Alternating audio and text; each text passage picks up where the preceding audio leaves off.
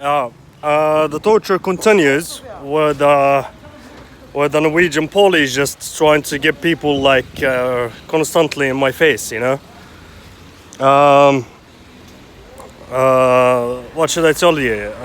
Like, I was about to fight a guy like out of nothing, you know. They just get into my face when I'm just being tortured, you know. That's of course plus directed energy weapon suggestions and all of that, you know. Should take, you know, do this and do that. But they are just constantly just getting into my face when I'm extremely angry, you know. It's another form of torture, you know. And of course there was this guy just, you know, getting into my face, and the other person just standing right beside of him, just you know, telling him what to say and what to do, and you know what to, you know, just somebody just telling him what to say, you know. So he's like a fucking puppet, you know. But you know, what would you do to a fucking puppet? And there's nothing to do to a puppet, you know. I don't give a shit about puppets around here, you know. I never gave a fuck about the puppets. So yeah,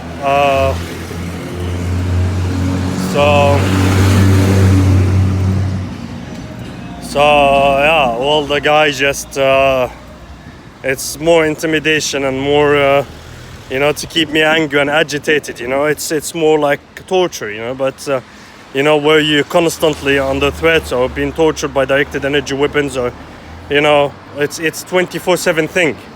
You know, every day, every single day, like, you know, from morning to night and from night to morning, like every day, daily, you know. But we will see. I'm hoping to reach Iran safe, you know.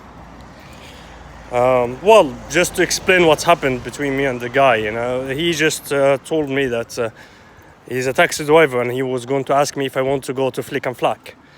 You know, so I asked him, how the fuck do you know I'm staying in Flick and Flack?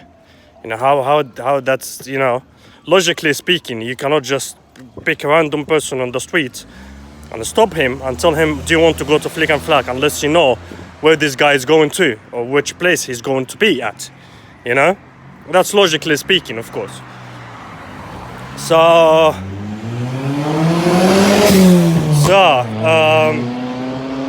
that's how torture is, and that's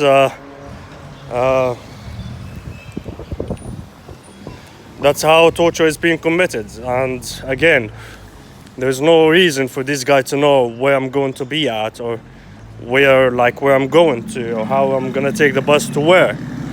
There is no logical explanation for that, unless this guy was stalking me, you know. So the guy just kept saying that, oh, you're in my country, you know. Told him, motherfucker, do you think I want to stay in your fucking country? You know, I don't like to stay in a communist like society, you know. I don't like that. So we will see. I will be booking a flight to Iran very soon, you know. If it's not Iran, it will be South Korea, North Korea. If not North Korea, it will be South Africa, you know.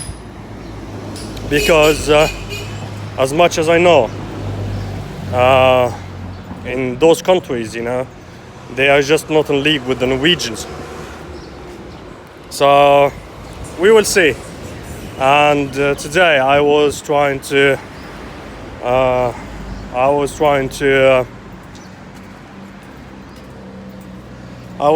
think like what's the best thing to do in this type of situation, or in this sort of situations, you know. And of course, like, every time I'm outside of this city where I live, somebody has to constantly get into my face, especially in this city, because they have to get me out of this city as soon as possible, you know, because this city looks like it's like really like too many people on, you know, too much external interference. So they just cannot have that.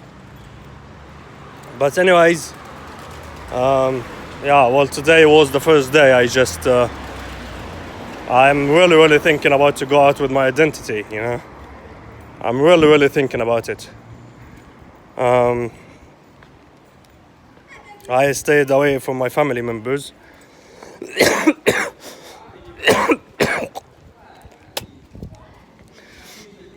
I stayed away from my family members so that they won't torture my family members as well, you know.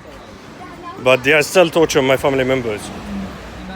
So apparently the best option right now is just to go out with my identity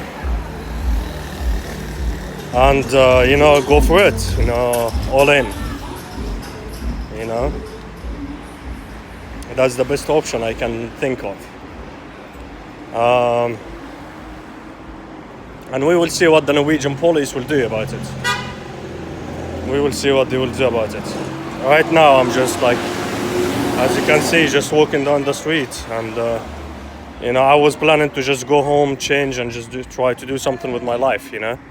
But again, I had the Norwegian police interfering with that, you know. There is no rest, no peace, you know.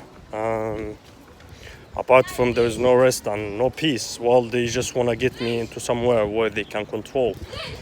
But I promise you that's not going to happen. I promise you, as long as I'm in this life, that's not going to happen. They will not achieve control. With this torture, they are not going to achieve it.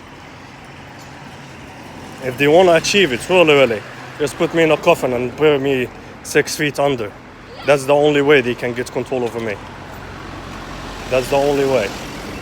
That's from my side. From the Norwegian police side, well, they were going to kill me, like literally many times before, so I don't think it's something new for the Norwegian police to do that. So we will see what will happen in the future, but I'm really thinking about just go out with my identity in here. I'm really thinking about it. Really thinking about it, you know.